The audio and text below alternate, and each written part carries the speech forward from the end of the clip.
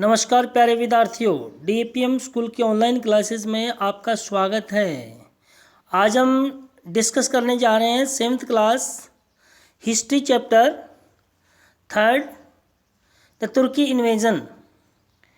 Turkish invasions, तुर्कों का भारत में आना कैसे हुआ, क्या क्या ऐसे कारण थे कि जो तुर्क थे वो भारत आए, और तुर्कों के भारत आने से हमारी भारत की हिस्ट्री पर, भारत के कल्चर पर क्या उनका प्रभाव पड़ा। तो इसके लिए आप डीपीएम स्कूल के जो यूट्यूब चैनल है उसको प्लीज़ सब्सक्राइब करें, ताकि आपको जो न्यू चैप्टर हैं जैसे भी हैं वो आपको ऑटोमेटिक आ सकें। देखिए, चलते पढ़ते हैं। Ruler of Turkish origin. देखिए, तुर्क लोग जो थे वो कहाँ से आए थे। रूलर्स ऑफ तुर्किश, जो राजा थे ना तुर्किश के, invaded and capture India in the beginning of 11th century. 11वीं शताब्दी में इन्होंने इंडिया पे अटैक किया था। It was after the demise of Harshvardhan. क्या है? It was the demise of Harshvardhan. देखिए, हर्षवर्धन था जिसका थानेश्वर के आसपास था, राज था। उसका धीरे धीरे जो राज्य था उसकी पकड़ थी वो कम हो गई थी। वेन मेनी स्मॉल किंगडम, उसके बाद हर्षवर्धन के बाद छोटे छोटे हमारे देश के अंदर, यही तो हमारी एक कमी रही है कि छोटे छोटे जो स्मॉल किंगडम थे उन्होंने नॉर्थ इंडिया के ऊपर अपना कब्जा जमाने के लिए प्रयास किया। These kingdom were always at war. ये आपस में, ये जो किंगडम थे, छोटे छोटे राजा थे, आपस में लड़ते झगड़ते रहते थे एक दूसरे से। The weaken India, they weaken, ऐसी परिस्थितियों ने ही हमारे इंडिया को कमज़ोर किया, क्योंकि एक नहीं थे राजा, एक नहीं थे। टेकिंग एडवांटेज, ऐसी स्थिति को भांपते हुए, इसका लाभ उठाते हुए, सच सिचुएशन, ऐसी परिस्थितियों का, द तुर्किश इन्वेडेड इंडिया, तुर्कों ने भारत पर आक्रमण किया। They come through the mountain passes in the north west के जो हमारी माउंटेन पासेज हैं, कई दर्रे, उनके माध्यम से वो हमारे इंडिया में उन्होंने प्रवेश किया। They were lured by the tales of Indian whose wealth. क्या कह रहा है? देवर लूड बाई, अट्रैक्ट थे, देवर अट्रैक्ट, तुर्किश लोग अट्रैक्ट हो गए थे by the tales of India whose wealth, बहुत सारी इंडिया में जो अकूत जो वेल्थ थी उनको देखकर वो अट्रैक्ट हो गए थे। They attacked India in the series, और उन्होंने इंडिया पर एक सीरीज के अंदर 17 बार आक्रमण किया। इन्होंने सीरीज के अंदर आक्रमण किए थे। The first series was lead by Mohammad of Ghazni. जो पहला जो आक्रमण किया था वो गजनी है। गजनी अभी मैप में भी आपको दिखाएंगे गजनी कहाँ सिचुएटेड है। तो उन्होंने गजनी, वो महमूद था, वो गजनी का था, Mahmud of Ghazni. Mahmud was the first Turkish invader, पहला तुर्कों का इन्वेडर था, आक्रमण करने वाला था। He became the Sultan of Ghazni। वह गजनी का सुल्तान कब बना था? 971 AD के अंदर वो बना था। His aim was, देखिए his क्या एम था उसका? His aim was to make Ghazni the most powerful। Ghazni को बहुत ज़्यादा शक्तिशाली एक राज्य बनाना था, उसका मुख्य एम थी। This could be done only by winning over the other Turkish kingdom. ये कैसा पॉसिबल हो सकता है? ये वैसे पॉसिबल हो सकता है, winning over the other Turkish kingdom, भाई अदर हिस्से को विन करके, जीत करके, इसमें मिलाकर, तभी ये पूरा हो सकता था एम उसका। वार रिक्वायर्स मनी। अब वार, अगर दूसरे शासन को जीतना हो, दूसरे एरिया को जीतना, तो उसके लिए तो लड़ाई लड़नी पड़ेगी, युद्ध करना पड़ेगा, और युद्ध के लिए जाहिर सी बात है भी हमें मनी की आवश्यकता पड़ेगी। He had hard about the wealth of Indian ruler and temples. अब उसने सुन रखा था, क्या सुन रखा था? इंडिया रूलर के बारे में कि भी वो आपस में लड़ते झगड़ते रहते हैं, उसमें उनमें आपस में एकता नहीं है। और टेम्पल में क्या बारे में सुन रखा, टेम्पल के बारे में गजनी ने सुन रखा था, वहाँ के जो मंदिर है ना, उनमें बहुत सारा धन इकट्ठा हुआ है, सोना चांदी दिनार बहुत कुछ उनके अंदर है। तो दो बातें उन्होंने सुन रखी थी। देयरफॉर इसलिए ही टर्न हिज अटेंशन, उसने अपना अटेंशन ध्यान टूवर्ड्स द इंडिया की तरफ लगा दिया। He invaded India 17 times over a period of 26 year. 26 year के पीरियड में 26 सालों में उसने इंडिया के ऊपर 17 बार आक्रमण किए। It was between 1001 AD to 1026 AD, 1001 AD और 1026 के बीच में ये आक्रमण महमूद ने किए थे। देखिए पिक्चर महमूद का। His early targets were Jaipal. देखिए जयपाल एंड आनंद पाल ये एक दो हिंदू राजा थे। His early target were Jayapal and Anandpal. They belonged to the Hindu Sai dynasty. Hindu वंश से ये रखते थे। They ruled the area between Punjab and Afghanistan.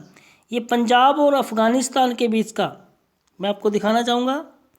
ये जो पंजाब और अफगानिस्तान के बीच का जो इलाका है, ये वाला इलाका, इसके बीच में ये शासन करते थे, Punjab and Afghanistan. Mahmud secured large tribute from them.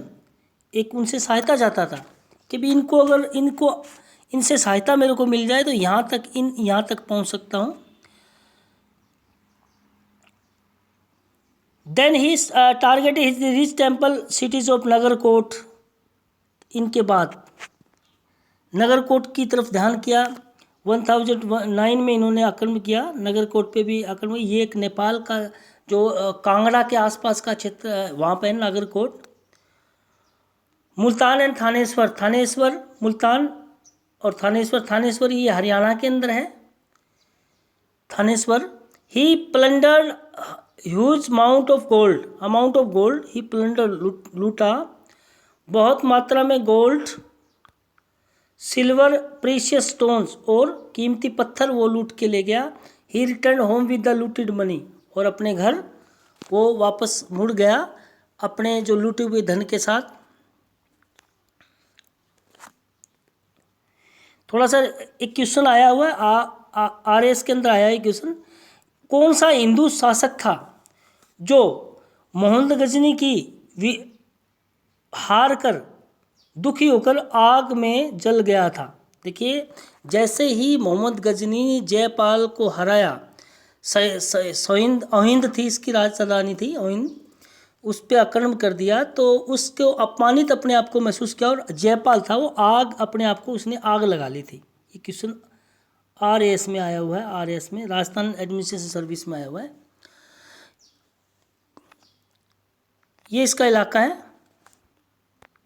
ये इलाका गजनी का पूरा। हिज ब्रेवेस्ट अटैक, देखिए उसका bravest attacked was against Kannauj and Mathura. Bravest उसका बहुत जो बड़ा था, बहादुरी वाला अटैक था ना, was against Kannauj and Mathura. Kannauj और मथुरा, कनौज का साइड ये रखा, मथुरा यहाँ मथुरा है। He looted the temple of Mathura and Kannauj. उसने कनौज और मथुरा के जो टेम्पल है उनको लूटा। हिज 16th इन्वेजन, 16वां जो आक्रमण था, was against the Somnath temple. 16वां आक्रमण उसका सोमनाथ टेम्पल था। 1026 AD, this was at an immense distance from Ghazni. देखिए सोमनाथ का जो टेम्पल था ना, वो गजनी से बहुत दूर पड़ता था। This was at immense distance from the Ghazni, however he was so determined. उसने सोचा भी था कि सोमनाथ जो मंदिर है उसमें बहुत अकुत धन है, सोना चांदी है, लेकिन वो गजनी से दूर है। लेकिन फिर भी वो एक दृढ़ निश्चित आदमी था। That he made an easy passage, उसने अच्छी तरह से अपना रास्ता चुन लिया था आसानी से। The ruler of Gujarat fought very bravely but lost the battle. Gujarat का जो शासक था वो काफ़ी बहादुरी से लड़ा लेकिन हार गया। Mahmud looted the temple, Mahmud ने टेम्पल को लूटा। It is believed that he got wealth worth 20 million dinars, 20 million dinar इन्होंने यहाँ से प्राप्त किया। इट वाज 80 times more than the first invasion, जो पहले आक्रमण में उसको धन मिला था उससे 80 गुना ज़्यादा धन सोमनाथ के मंदिर में उसको मिला था। Mahmud was not interested in establishing an empire in India. देखो ये भी डिफरेंस है, महमूद और उसके बाद में आने वाले जो शासक हैं उनमें ये एक बहुत बड़ा डिफरेंस है कि महमूद वाज नॉट इंटरेस्टेड, वो यहाँ रहने का इच्छुक नहीं था। एन एम्पायर, अपना शासन यहाँ बनाने का इच्छुक नहीं था। His only interest was in wealth, उसका मात्र एक उद्देश्य था वेल्थ, धन इकट्ठा करना। He carried away all the wealth to Ghazni, और पूरा का पूरा धन है वो गजनी में ले गया। Mahmud of Ghazni patronize several scholars. अब देखिए पेट्रोनाइज, उनको अपने कोर्ट के अंदर बहुत सारे स्कॉलर को रखा, आर्टिस्ट को रखा, पोइट्स को रखा, कवियों को रखा। इम्पोर्टेंट जो पोइट थे, Al Biruni was his court writer. एक Al Biruni, underline it also, very important.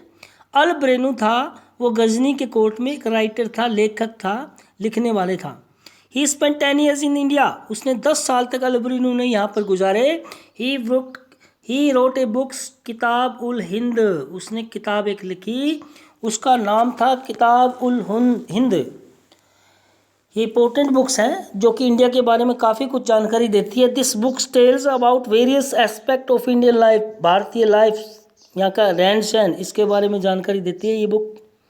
Firdausi was Mahmud court poet, Firdausi भी एक महमूद का कोर्ट पोइट था, कवि था। ही अथॉर्ड शाहनामा, उसने शाहनामा भी लिखा, उसने शाहनामा लिखा। Mahmud invited scholar from many places, Mahmud ने काफ़ी दूर दूर से स्कॉलर्स को इनवाइट किया।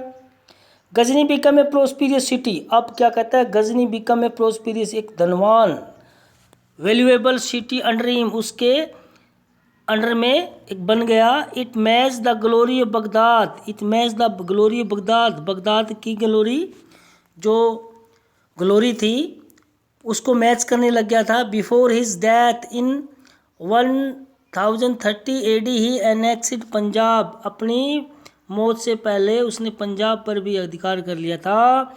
इट was made the eastern most province of the empire, it was made the eastern most मतलब ईस्ट की तरफ जो लास्ट छोर है वो ये पंजाबी था।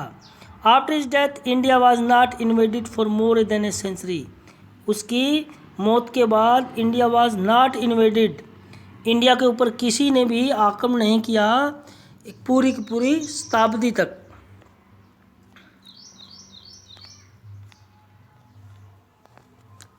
नेक्स्ट हम वीडियो के अंदर जो इस चैप्टर का सेकंड पार्ट है वो लेके आएंगे। थैंक